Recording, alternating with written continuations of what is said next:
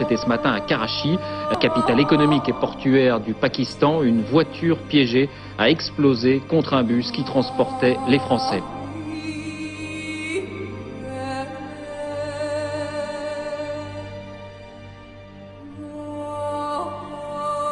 J'ai allumé la radio, j'ai allumé la télé, j'ai vu les dépêches qui commençaient à tomber et qui se faisaient de plus en plus précises. On parlait vraiment de la DCN, des ouvriers. Et donc il a bien fallu se rendre à l'évidence. C'était le bus dans lequel montait mon père tous les matins qui avait été touché. Et voilà, simplement, et que c'était bien évidemment un attentat perpétré par les islamistes. Que voulez-vous que ce soit d'autre, en gros, c'était ça. Une espèce de consensus général et qui satisfait en plus nos alliés américains parce que ça justifie leurs différentes interventions, que ce soit en Afghanistan ou en Irak, ça justifie un certain nombre de prises de position de l'administration Bush. Our war on terror begins with Al-Qaeda, but it does not end there. It will not end until every terrorist group of global reach has been found, stopped, and defeated.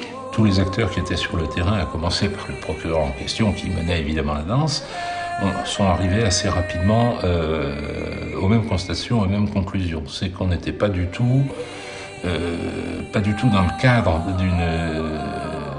d'une opération violente commise par un groupe islamiste ou Al-Qaïda. On avait plutôt probablement, vu le montage qui avait été effectué, affaire à un travail de professionnels des actions clandestines. Et les gens de la DCN étaient la cible idéale pour ce genre de message indirect. Un acte terroriste étant toujours un message. Tout s'écroule. En fait, si vous voulez, en même temps, on a un sentiment de soulagement parce qu'on se dit, on s'était pas trompé, quoi. On n'était pas dingue comme ils ont voulu nous le faire croire, parce que ça aussi, on l'a entendu, hein, vous êtes folle. On n'était pas folle, on avait bien perçu les choses. Et en même temps, prendre la mesure de ça, quoi, c'est... Ouais, c'est dur, c'est dégueulasse. And arms deals tend to have those cynical dimensions to them, the cynical political dimensions, the cynical dimensions of corruption, and everybody claiming they're doing these things for ideological reasons.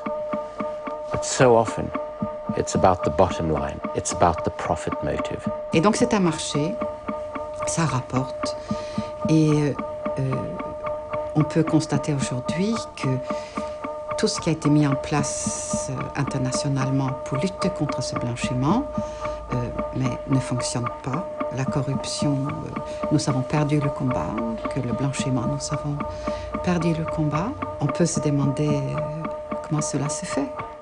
It makes it incredibly difficult to investigate these sorts of transactions because so much of what happens in the financial services sector, again, happens secretly. On me l'avait dit avec des mots très clairs. Il y a des domaines dans lesquels on ne va pas. Les ventes d'armes, on n'y va pas. Je crois que l'affaire Karachi maintenant, si elle est ce qu'elle est, c'est parce que a été nommé un juge d'instruction, Marc Trévidic, droit dans ses bottes. C'est pas qu'on espère vraiment, on espère un tout petit peu, un jour amener des gens devant la cour d'assises pour qu'ils soient condamnés.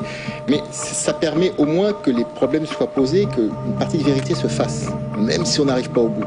Il faut essayer, même quand ça paraît très très difficile, voire enquête impossible, il faut essayer parce que parfois on peut avoir de bonnes surprises avec le temps. That politicians in virtually every country on the planet, including the mother of all democracies, Great Britain, want to protect their own arms companies from meaningful investigation, from facing the legal consequences of their actions. This makes it even more difficult to investigate because one can talk about freedom of information legislation, but to try and get information about an arms deal, you simply get the reply that this is a matter of national security. Le problème, c'est qu'on se demande si le secret défense ne couvre pas bien d'autres domaines et si les principes fondamentaux de la nation ne sont pas parfois des impératifs économiques, par exemple, des impératifs politiques, si on ne mélange pas à peu près tout.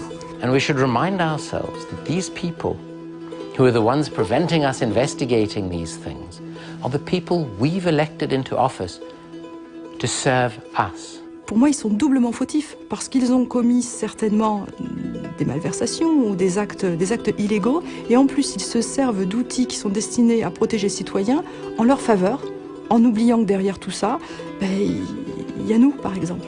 We as taxpayers and as voters and as citizens have a responsibility to stand up and say, no, actually, you are there because we put you there. You're using our money. We have a right to know. On peut cheminer vers plus de républiques bananières, mais on peut aussi cheminer vers plus de démocratie, plus de transparence, plus de justice.